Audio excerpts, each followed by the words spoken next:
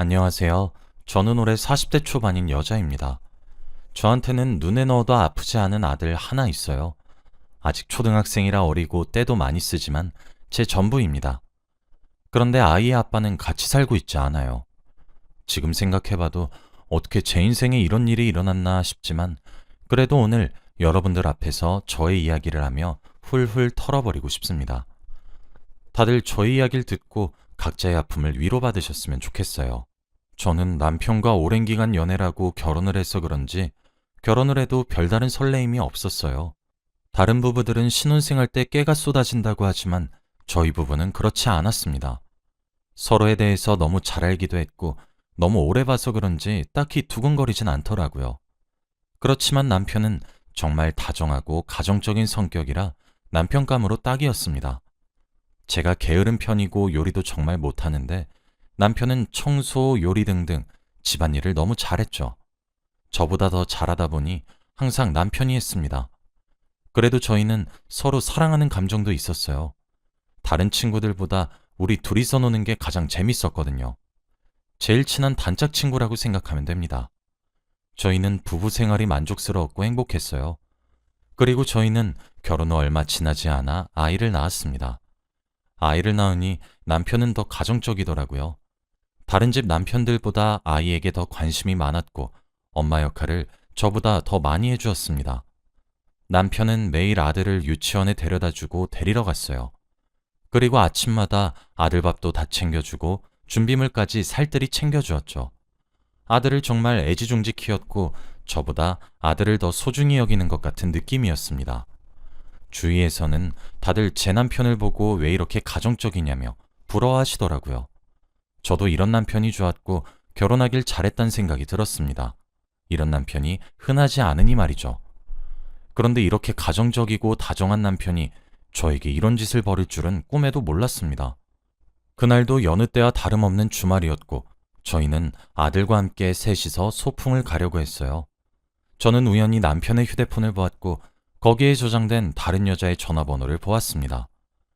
애칭과 하트 이모티콘으로 저장이 되어 있었고 둘이서 주고받은 메시지를 보니 가관이더라고요. 둘은 이미 만난 지 오래되어 보였습니다.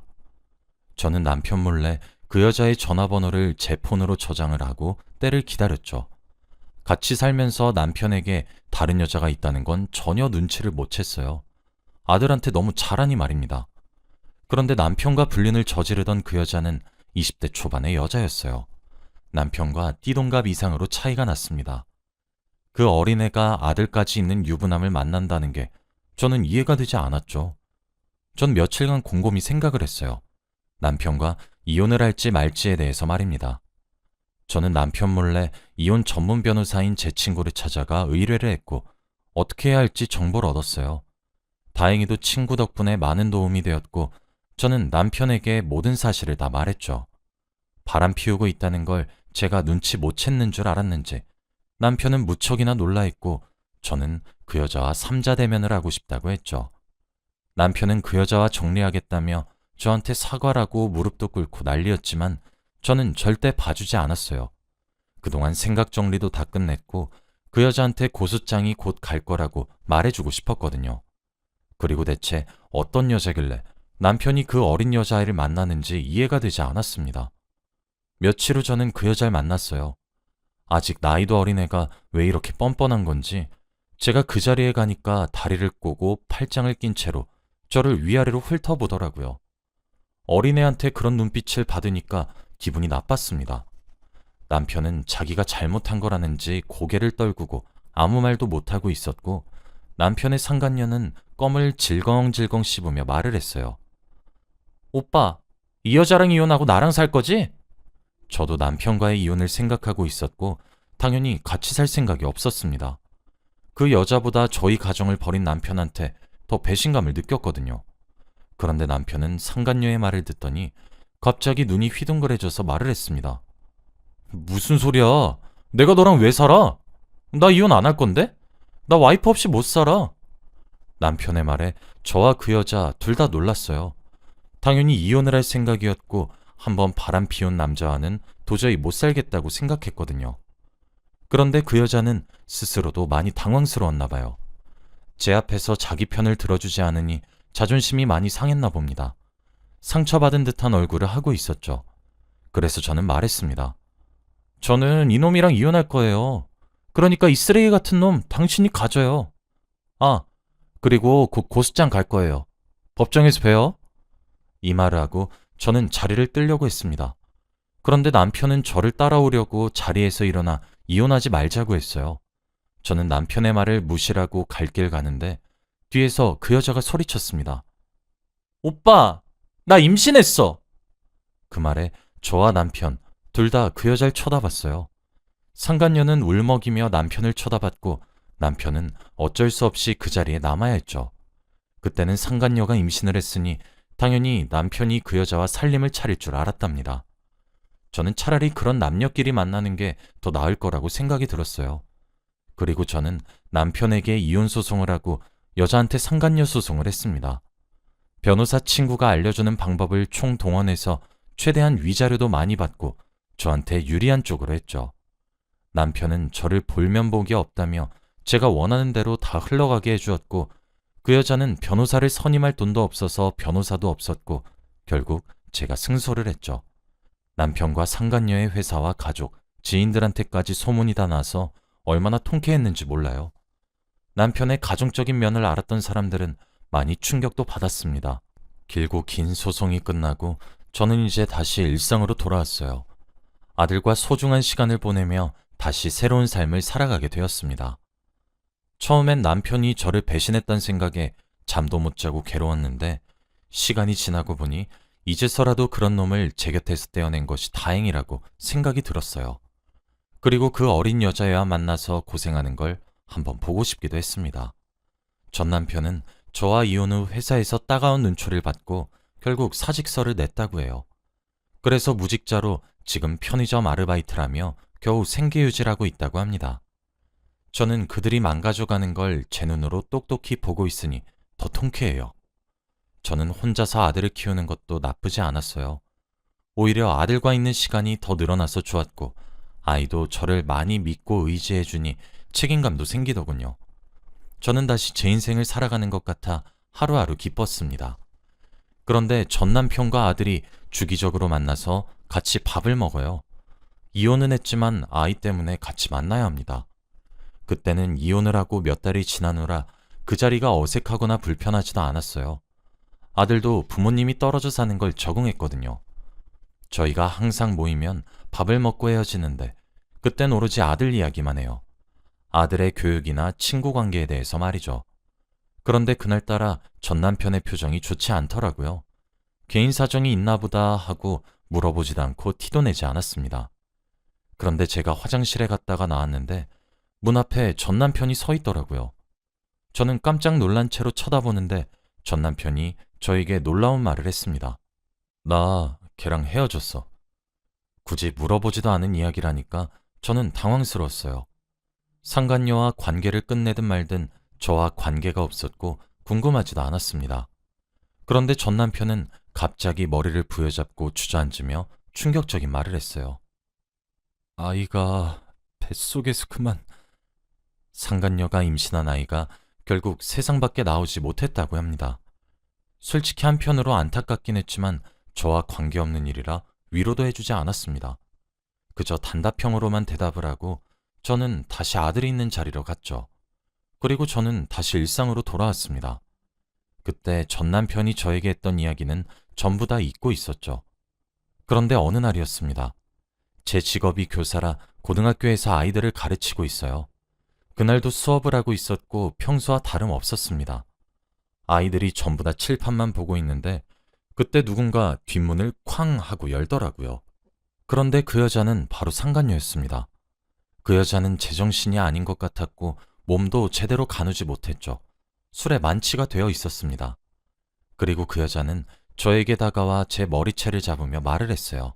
이 여자가 내 남편이랑 바람나서 내 아이를... 그렇게 됐어. 이런 사람 밑에서 뭘 배울 게 있다고 너네들은 여기 앉아있니? 당장 나가!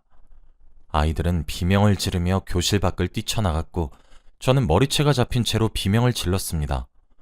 몇 분 뒤 경찰들이 와서 상간녀를 연행해갔고 저는 만신창이가 되었죠. 다른 선생님들은 저를 보며 속닥속닥거리고 있었고 저도 경찰서에 가서 조사를 받아야 했기에 같이 경찰서로 갔습니다. 경찰서로 가는 내내 아무 생각도 들지 않았어요. 대체 이게 무슨 상황인지 납득이 되지 않았거든요. 저는 경찰서로 가서 상간녀가 하는 말을 들었습니다. 대체 왜 그런 말을 하고 그런 짓을 벌였는지 말이죠. 그런데 그 여자가 하는 말은 정말 충격적이었어요. 제가 전 남편과 다시 합치려고 불륜을 저지르고 있다고 했고 뱃속에서 자신의 아이가 그렇게 된 게 모두 제 탓이라고 했죠. 저는 말도 안 되는 소리여서 말문이 막혔습니다. 그런데 그 여자는 확신을 하고 있었죠. 제가 아들 때문에 주기적으로 만나는 게 저와 전 남편이 데이트라는 거라고 생각하고 있었어요. 그리고 무엇보다 자신의 아이가 그렇게 된 건 전 남편 머릿속에 저와 아들 생각으로 가득해서 상간녀한테 소홀하게 대했다고 해요. 전 남편이 저와 이혼 후 스트레스도 많이 받고 죄책감을 느꼈다고 합니다.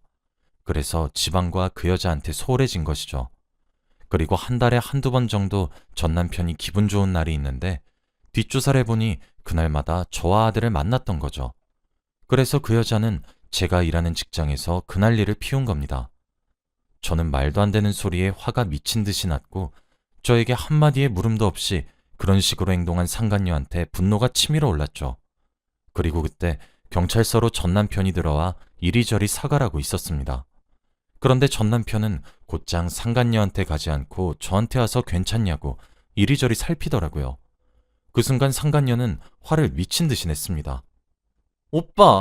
오빠의 아내는 난데 지금 뭐 하는 거야?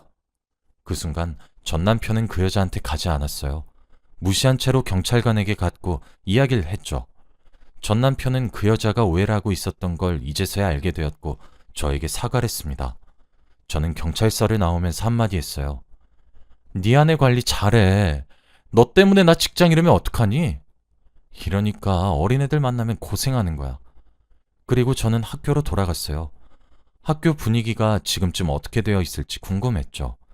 당연히 만취한 여자가 하는 헛소리는 믿지 않을 거라고 믿었습니다. 다들 저한테 괜찮냐고 물어봐 줄 줄 알았죠. 그런데 제 예상과 전혀 달랐습니다.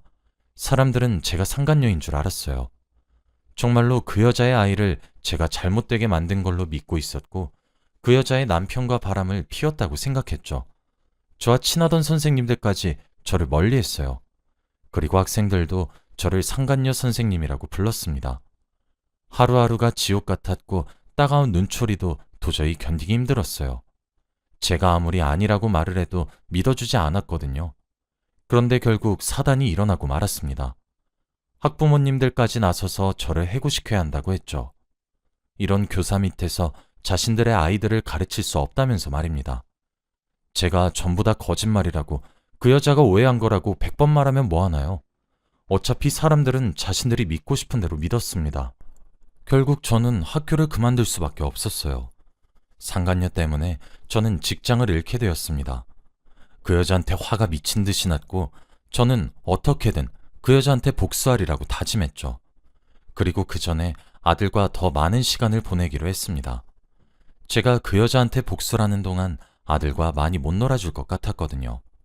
이제는 출근도 하지 않으니 아들에게 관심을 더 많이 써줄 수 있었습니다. 아들이 초등학생이라 부모의 손길이 많이 필요한데 그동안 혼자서 어떻게 척척 해왔는지 너무 자랑스럽더라고요. 등하교도 혼자 하고 준비물도 잘 챙겨갑니다. 그런데 어느 날이었어요. 그날은 아들이 등교를 하고 저는 집안일을 하고 있었습니다. 그때 누군가 사진을 보냈어요. 사진은 바로 제 아들의 등교길 사진이었습니다. 그리고 그 문자를 보낸 사람은 바로 상간녀였죠. 네가 내 인생 망가뜨렸으니까 나도 네 인생 망가뜨려줄게. 이렇게 문자가 왔어요. 순간 온몸에 소름이 돋고 정신이 혼미했습니다. 그 여자가 등교하고 있는 아들을 찍어서 보낸 거면 제 아들이 위험할 수도 있으니 말이죠. 저는 바로 경찰서에 신고를 했고 아들의 학교로 가면서 전 남편한테 연락을 해 상황을 설명했어요. 전 남편도 엄청 놀라하며 학교로 왔죠. 그리고 저는 그 학교 앞에서 그 여자가 있는 걸 보았습니다. 그땐 이미 아이들이 등교를 하고 난 후라 학교 앞엔 아무도 없었어요. 그리고 저는 그 여자한테 성큼성큼 걸어가는데 반대쪽에서 전 남편이 뛰어오더라고요. 제가 그 여자 앞에 도착하기 직전에 전 남편이 그 여자 앞으로 가 충격적인 행동을 했습니다.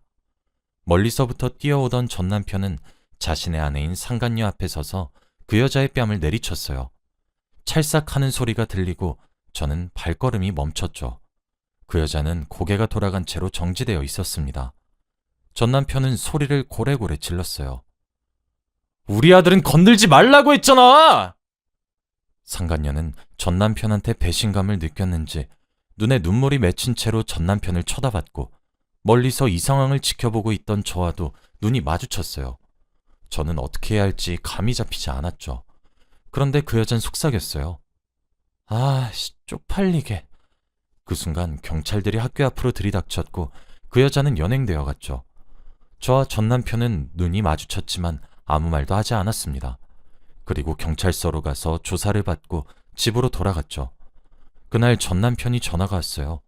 그런데 저에게 충격적인 말을 하더라고요. 바로 이혼을 하겠다고 했습니다. 거기다가 자신의 아들을 볼 면목이 없다며 다른 지역으로 가 다시는 돌아오지 않는다고 했죠. 다시 아들 앞에 나타나지 않을 거라고 했습니다. 그리고 저에게 자신의 전 재산을 다 주고 떠났어요. 뒤도 돌아보지 않고 떠났고 저는 배웅도 하지 않았습니다. 하마터면 아들이 위험할 뻔했으니 말이죠. 그 여자는 끝까지 저에게 사과를 하지 않다가 결국 법정에 들어가 교도소에 관련된 이야기가 나오니 금세 허리를 숙이며 사과하더라고요. 저는 절대 받아주지 않았고 매몰차게 그 여자의 사과를 거절했습니다. 그 여자는 결국 짧은 기간이었지만 감옥에 들어가게 되었죠. 그리고 저와 아들도 다른 동네로 이사를 갔습니다. 그곳에서 새 출발을 하고 싶었고 아들이 더 넓은 세상을 바라볼 수 있는 곳으로 말이죠. 그런데 이 일이 있고 나서 전에 일하던 학교에서 연락이 오더라고요. 다시 돌아오라고 말이죠. 쫓겨날 때는 몰랐는데 막상 이렇게 다시 부르니 가기 싫더라고요. 제 말은 아무도 안 믿어주다가 이제 와서 소문이 나니 들어주었습니다. 저는 교장 선생님께 다신 돌아가지 않는다고 선언을 한 뒤 개인 학원을 차렸어요. 그래도 나름 학교 선생님 출신이어서 그런지 처음부터 학생들도 많이 들어왔죠. 점점 유능한 선생님들도 영입을 하니 시간이 지나고 나서 학생들이 정말 많아졌습니다. 학교 선생님을 할 때보다 수입은 2배 이상 늘었고 자유롭게 아이들을 가르칠 수 있으니 더 좋은 것 같아요. 저희 동네에서 유명한 학원이 되어서 이제는 다른 동네에도 학원을 세워볼까 생각 중입니다. 이제 와서 제 인생이 피는 것 같아요. 저는 요즘 하루하루가 행복하고 즐거워요. 학원 아이들을 보면 다 제 친자식같이 느껴지네요. 오래오래 아이들을 보고 싶고 가르치고 싶어요. 그리고 아들도 저를 너무 잘 따라주고 스스로 잘 해내서 얼마나 자랑스러운지 모릅니다. 아들한텐 늘 미안한데 반듯하게 커줘서 고마울 따름이죠. 저는 이젠 과거의 아픔은 다 잊고 새 인생을 살아가고 있어요. 혹시 여러분들 중에서도 힘든 일을 겪고 계신다면 다 훌훌 털고 새 출발하시길 바랍니다. 저희 이야기는 여기까지예요. 들어주셔서 감사합니다.